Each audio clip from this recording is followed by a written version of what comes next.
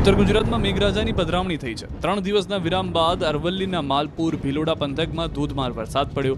માલપુરના અણિયોર કંપા મોલ્લી સહિતના વિસ્તારોમાં તોફાની વરસાદ ખાબક્યો, જેથી શહેરના રોડ પાણી થઈ ગયા। અમુક રોડ પર તો પાણી વહેતા થતા દ્રશ્યો જોવા મળ્યા। બીજી તરફ અસહ્ય ઉકળાટથી લોકોને રાહત મળી હતી તો ખેડૂતો પણ ખુશ થયા હતા। આ તરફ સાબરકાંઠામાં વરસાદે બગડાટી બોલાવતી હતી। પ્રાંતિજ, બાકલપુર, વદરાદ, ઓગલુ, સોનાસણ સહિતના વિસ્તારમાં ભારે વરસાદ પડ્યો। મેઘરાજાની જમાવટથી રોડ પર પાણી વહેતા થયા। બીજી તરફ ખેડૂતો ખુશખુશાલ થયા। આ દ્રશ્યો સાબરકાંઠાના તલોદના છે। હરસોલ, રામપુર, કાલીપુરા, ગઢી, વક્તાપુર સહિતના ગ્રામ્ય પંથકમાં વરસાદે જમાવટ કરી। તલોદમાં તો 1 કલાકમાં 1 ઇંચ વરસાદ વરસી જતા નીચાણવાળા વિસ્તારમાં પાણી ભરાયા। ભરૂચ શહેરમાં પણ મેઘસવારી આવી પહોંચી। ભારે બફારા બાદ શહેરના 5 બસ્તી, સિવિલ રોડ, કલેક્ટર કચેરી સહિતના વિસ્તારોમાં ભારે વરસાદ પડ્યો। પવન સાથે વરસાદ વરસતા વાતાવરણમાં ઠંડક પ્રસરી ગઈ। ખેડાના કપડવંજ શહેરમાં પણ વિરામ બાદ વરસાદે રમઝટ બોલાવી। 2 કલાકમાં 4 ઇંચ વરસાદ ખાબકી જતા શહેર પાણી થઈ ગયું। શહેરના મુખ્ય માર્ગો પર પાણી ભરાતા વાહનોની રફતાર થંભી ગઈ। લોકો સવારમાં પાણીમાં અટવાયા હતા તો ધરતીપુત્રો પણ ખુશ થયા હતા। આ તરફ અમરેલીથી વાપી સુધી વરસ્યો વરસાદ। અમરેલી પંથકમાં પણ વરસાદ વરસ્યો હતો। લાંબા વિરામ બાદ અમરેલી જિલ્લામાં મેઘસવારી આવી પહોંચી હતી। સાવરકુંડલા અને આસપાસના વિસ્તારમાં મેઘરાજા ધમાકેદાર વરસ્યા હતા। ભારે વરસાદથી રોડ ભીંજાયા હતા। બફારામાંથી લોકોને છુટકારો મળ્યો હતો। વરસાદ આવતા ખેડૂતોમાં ખુશી જોવા મળી। તો બોટાદના બરવાળા પંથકમાં પણ વરસાદે રમઝટ બોલાવી। સવારથી જ ઘેરાયેલા વાદળો સાંજ પડતા વરસી પડ્યા હતા। ધોધમાર વરસાદ પડતા બરવાળા રોડ પર પાણી વહેતા થયા હતા। શહેરના ખારા વિસ્તાર, ધોલેરિયાપરા, કેશવનગર, કુંડળ દરવાજા, ખોડિયારનગર સહિતના વિસ્તારમાં ધોધમાર વરસાદ પડ્યો। બીજી તરફ રૂજીદ, વહિયા, કુંડળ, કાપડિયાળી, ખમીદાણા, રામપરા સહિતના ગામોમાં વરસાદ પડ્યો। આ તરફ બનાસકાંઠા જિલ્લામાં પણ બગડાટી બોલી ગઈ। ડીસા તાલુકામાં વહેલી સવારથી વરસાદે જમાવટ કરી। તેને લઈને હવે ખેડૂતો ચિંતિત બન્યા, કારણ કે સતત વરસી રહેલા વરસાદ અને વાદળછાયા વાતાવરણથી ચોમાસું, બાજરી, જુવાર અને મગફળીના પાકની નુકસાનીની ભીતિ સેવાઈ રહી છે, તો ભારે બફારાથી વિસ્તારમાં ઠંડક પ્રસરી છે। વલસાડ જિલ્લામાં ફરી એક વખત વરસાદનો રાઉન્ડ શરૂ થયો। સવારથી જિલ્લામાં વરસાદી માહોલ છવાયો। બપોર સુધી જિલ્લામાં વાદળછાયા વાતાવરણ વચ્ચે છૂટોછવાયો વરસાદ વરસ્યો। બપોર બાદ વાપી અને આસપાસના વિસ્તારમાં થોડા સમય સુધી વરસાદ થયો હતો। આથી વાપીના રસ્તાઓ પાણી થઈ ગયા। છેલ્લા 1 અઠવાડિયાથી વલસાડ જિલ્લામાં મેઘરાજાએ વિરામ લીધો હતો। વરસી રહેલો વરસાદ ખેતીના પાકને અનુકૂળ હોવાથી ખેડૂતોમાં ખુશી છે।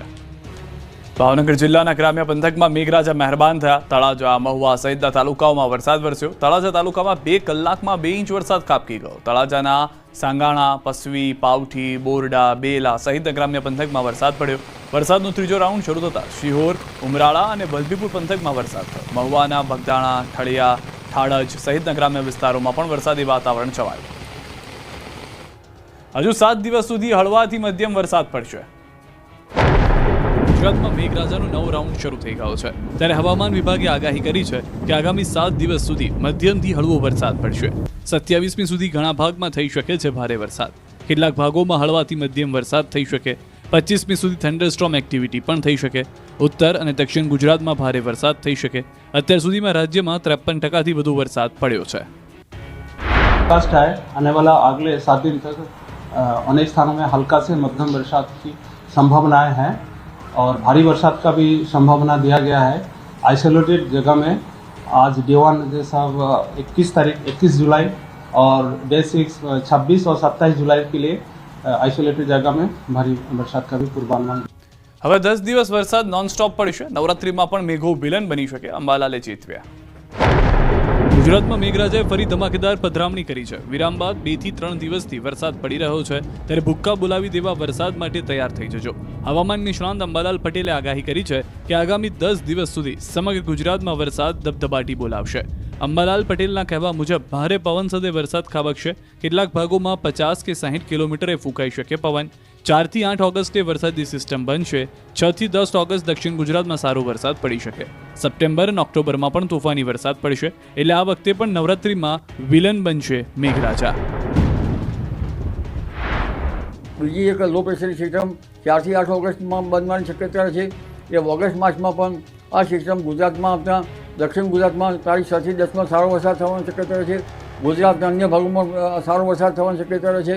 આ વરસાદ મોટા ફોરાનો છે, જોકે બીજી ઓગસ્ટ પછીનું વરસાદી પાણી કૃષિ પાકો માટે સારું ગણાતું નથી, એટલે વરાપ થઈ કૃષિ કાર્યો કરવા સારા રહે। અને ઓગસ્ટમાં પણ સારો વરસાદ થવાની શક્યતા છે। સપ્ટેમ્બરમાં પણ સારો વરસાદ થવાની શક્યતા છે। અને વરસાદ છેક ઓક્ટોબર સુધી ચાલવાની શક્યતા રહે છે. જી. છોટાઉદેપુરમાં ક્વાંટમાં દુધિયાદેવની પૂજા કરી વરસાદનો કઢાયો વર્તારો, સારું વર્ષ રહેવાની ધારણા.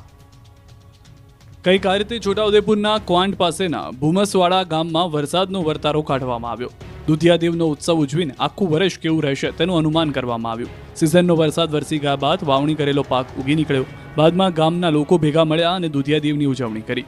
બે કુંવારા યુવાનો સાડજ ઝાડના ડાળીઓ બાંધી વાઘ બિલાડી જેવા વાઘા પહેરી દેવોને પગે લાગતા ઊંધા પગે આવ્યા અને દુધિયાદેવ સમક્ષ એક ખાડામાં ગયા વર્ષે જમીનમાં દાટેલા ગોળ પથ્થરને બહાર કાઢ્યો હતો. પાણી, દૂધ, દહીં, ઘીથી નવડાવી પૂજા કરી ગણતરી કરી. જો ખાડામાં પથ્થર દાટેલા હતા એ જ ખાડામાં આ એક કળશ દૂધ ખાડામાં ભરવામાં આવ્યું.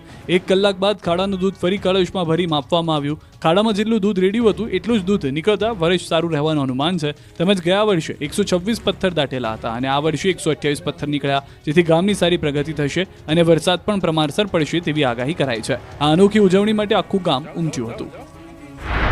જે પૂજન થયું છે એમાં 125 ઘોડા આગલી વખતે હતા, તો આ વખતે 127-28 કંઈક છે. તો આ વર્ષે વર્ષ સારું રહેશે એવું લોકોની ગામ લોકોની કહેવાની માન્યતા છે. ગયા વર્ષે 126 હતા કંઈક અને આ વખતે 128 છે. તો ગામમાં સુખ સમૃદ્ધિ અને સારું રહેશે તેવું માનવું છે લોકોનું. માતર કેનાલમાં ભ્રષ્ટાચારનું ગાબડું પડતા આસપાસના ખેતરો બન્યા નદી. જ્યાં જ્યાં નજર કરો ત્યાં ત્યાં પાણી જ પાણી. ખેતરો બની ગયા તળાવ, પાકે લીધી જળ સમાધિ. કેનાલમાં ગોબાચારીથી ગાબડા પડતા ખેડાના માતરના ખડિયાળાપુરના ખેડૂતોને રડવાનો વારો આવ્યો છે. કેનાલમાં કામ લોટ પાણી અને લાકડા જેવું કરવામાં આવતા કેનાલ તૂટી હતી. મસમોટું ગાબડું પડતા કેનાલનું ધસમસતું પાણી આસપાસના ખેતરોમાં ફરી વળ્યું હતું.